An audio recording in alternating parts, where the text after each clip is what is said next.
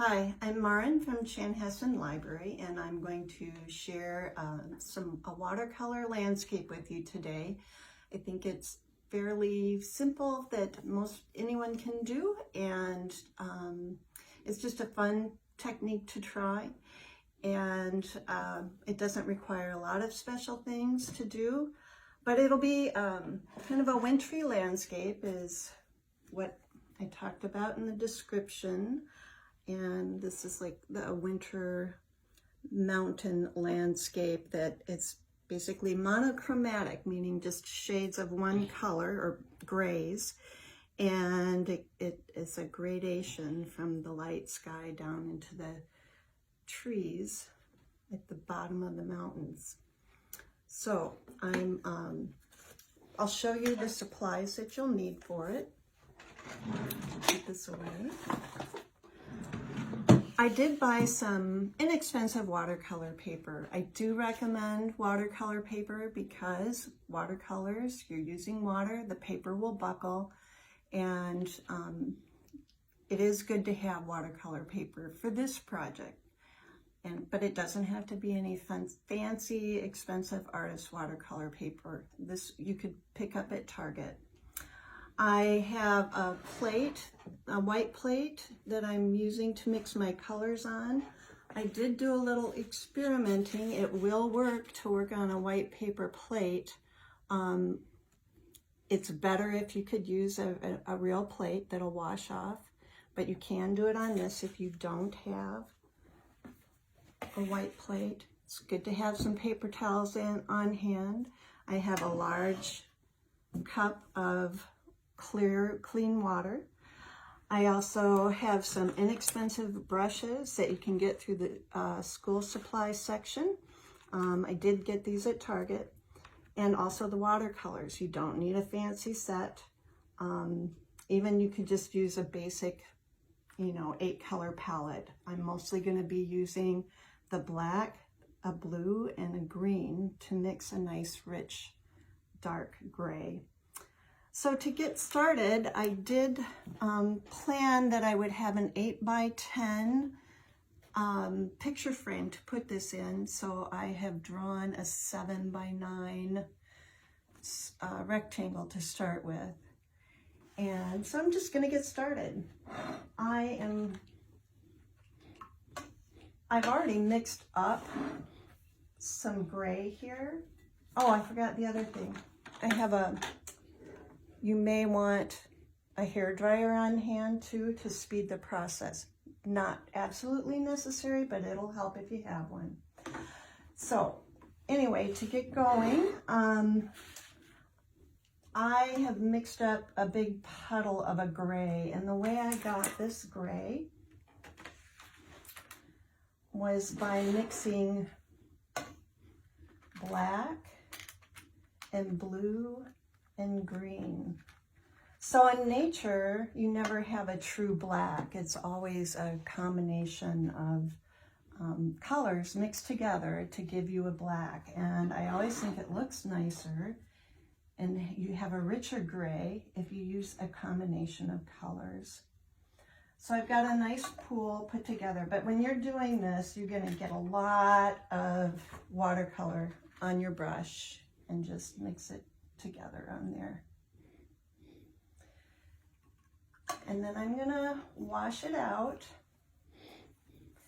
and start with a light gray. So I don't want that full dark gray in there, but I'm gonna start with the lighter one. I think I'm gonna try and put a little more blue in that color too, just to indicate that it's like the sky. So I just put that in there. And I'm gonna start up in the corner and I'm gonna just follow along that top line. Make a nice smooth stroke because we're starting with the lightness of the sky. And then I'm gonna put a little more water in the brush and bring that color down and make it fade.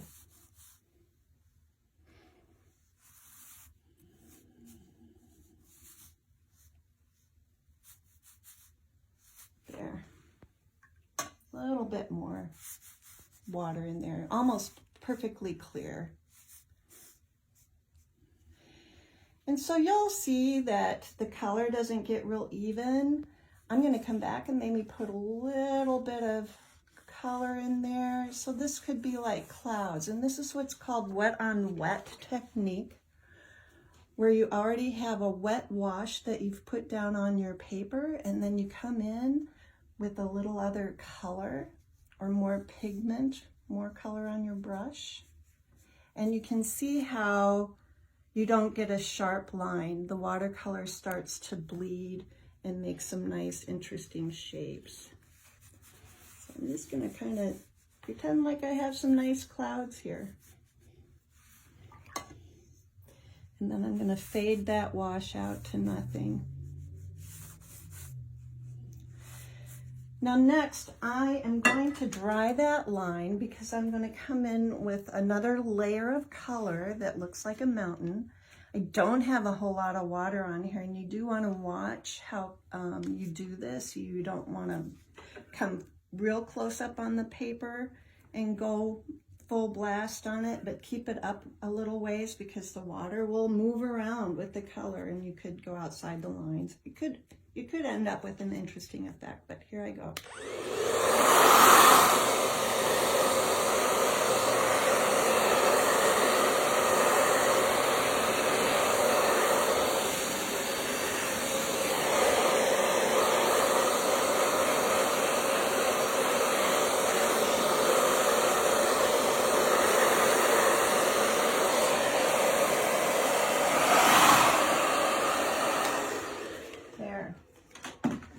Now, if I were just working on it and didn't have a blow dryer, I would just let it sit for a while before I started with the next layer of color.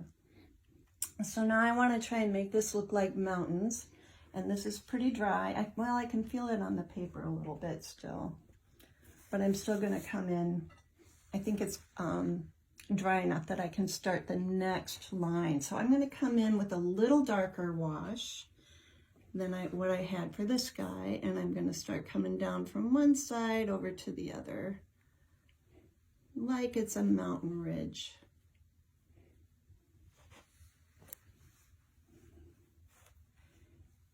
And it is still a little wet, so it's a little bit of a fuzzy line, which is okay because mountains in the distance are not always going to have a real hard defined line when it's out in the distance.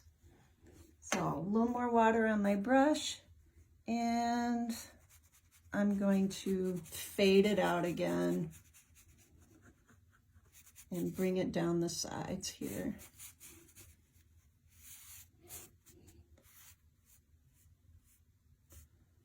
Just like that.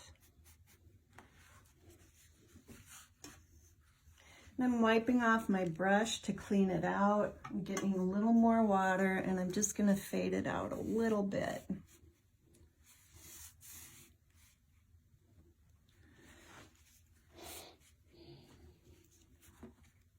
There. And I'm going to dry that layer off.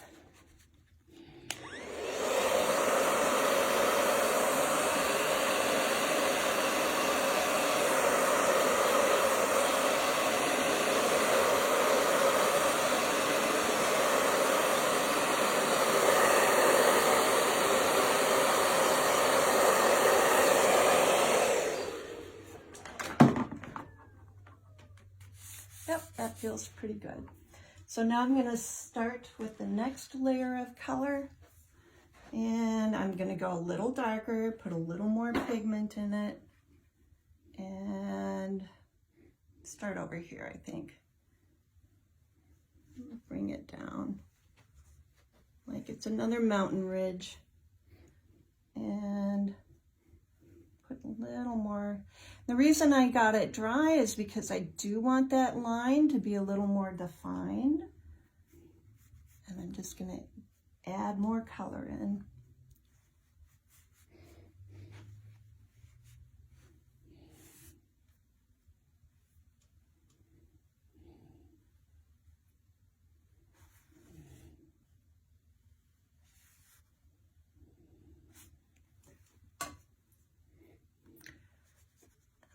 come all the way down to the corner with it, because now I'm going to show you more of the wet on wet technique. So I'm trying to get a nice wash all over this part of the page.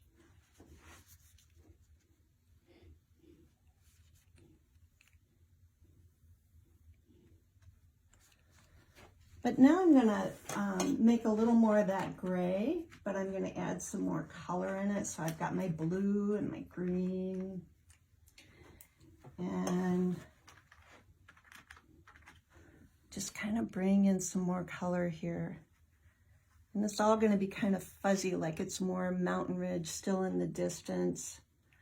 But I'm going to dab a little bit on the tip, almost like those are trees in the ridge line. Bring it down to the corner.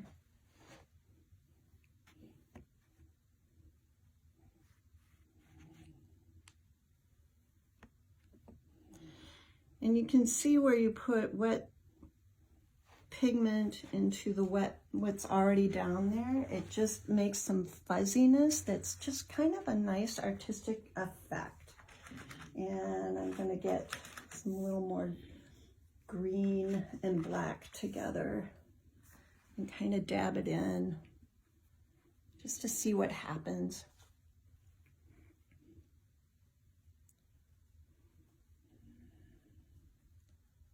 With that.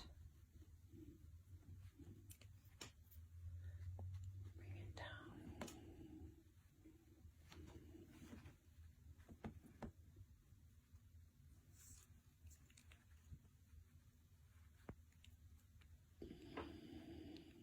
And I'm trying to get it darker so it looks like it's, when you're doing a landscape, as things get farther away, the color tends to fade, and that's why I'm trying to get it darker as we come closer to into the front of the landscape. So I think that looks pretty good. And I'm going to get this dry again, because then I'm going to come in with the darkest color and make trees in the foreground or in the closest part of the landscape. So I'm going to get it dry.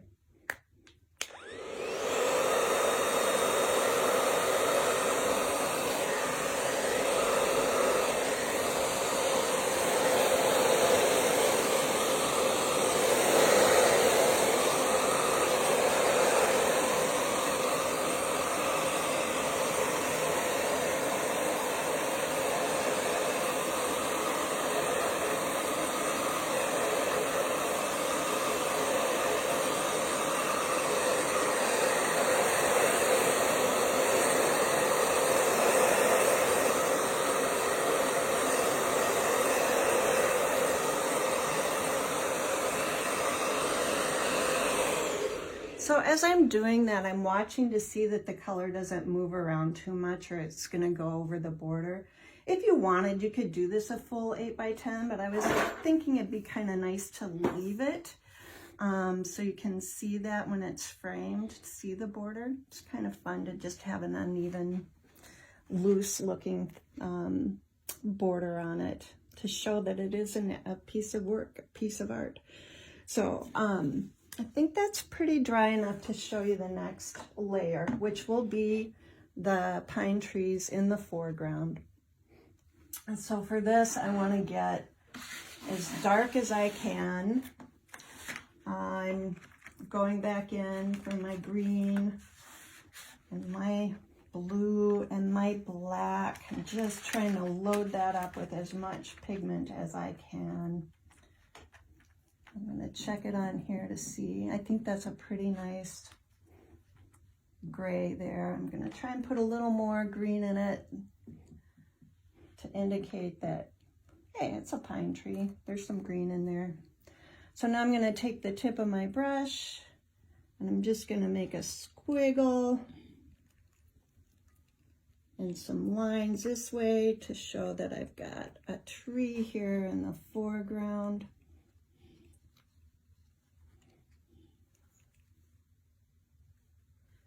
Just and just kind of squiggle. So you get the idea of a tree here. Squiggle, that's a nice artistic term. All right, a little more. I'm gonna go across here, just bringing a line down with the tip of my brush, filling in to give the idea of a tree. A little more here.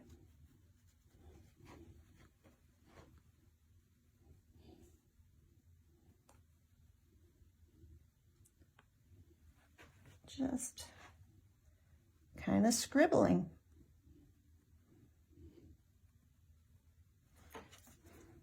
I'm going to bring one up over on this side. Trying to get that color nice and dark.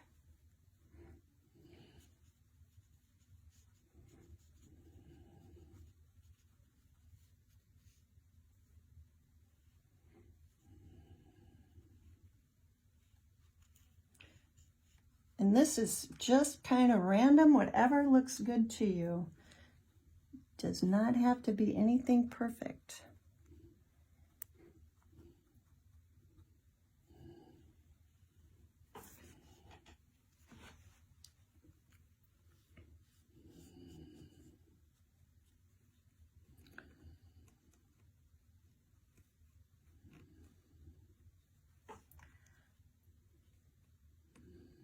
And I'm going to use a little smaller brush just so I can make some real sharp tips here. You don't have to. I mean, the tip on this is pretty good, and you could get away with just using that. But I'm just going to kind of go in with this sharper brush just for a little more definition. It doesn't have to be a lot, but just to give the idea that those are branches sticking out there.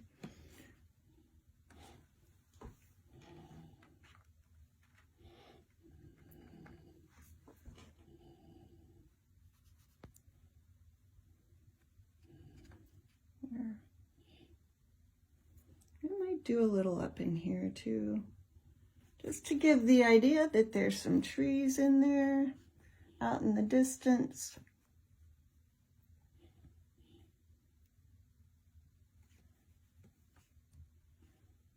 Give this one a little more definition.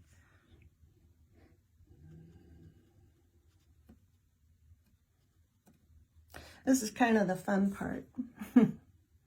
Well, it's all fun, but it's seeing that kind of brings it all together and gives it the definition. All right. And I think I'm going to call it good. So it's pretty easy to do. It didn't take me long. And if you are interested in this, I do, of course, have recommendations of books in the library that you might want to take a look at. Of course, we have a lot of art books available through the library, and magazines. Those are fun to check out too. But I think these are a couple of books that are really good just for learning beginning techniques. This one is You Can Paint Vibrant Watercolors in 12 Easy Lessons, and they're laid out pretty nicely and simply with step-by-step. You know where to start, how to add in your colors. And they'd be just great exercises to do just to get a feel for it. And then this one really speaks to doing something like this. They're just kind of free flow, fun to try. The book is called Watercolor is for Everyone by Kateri Ewing. And simple lessons to make your creative practice a daily habit. So it would be fun to just come in and give these a try. Here's a really good example of where they've really done the whole thing in a wet on wet technique with different colors. And I'm looking forward to going in and trying some of these myself. So let's see if there's anything else in here to show you. Well, here's just a simple expressive watercolor. never has to be perfect. It's just fun to be creative. So thanks for watching the video, and come on into the library, check out some magazines or these watercolor books and give it a try. It's a lot of fun. Thank you.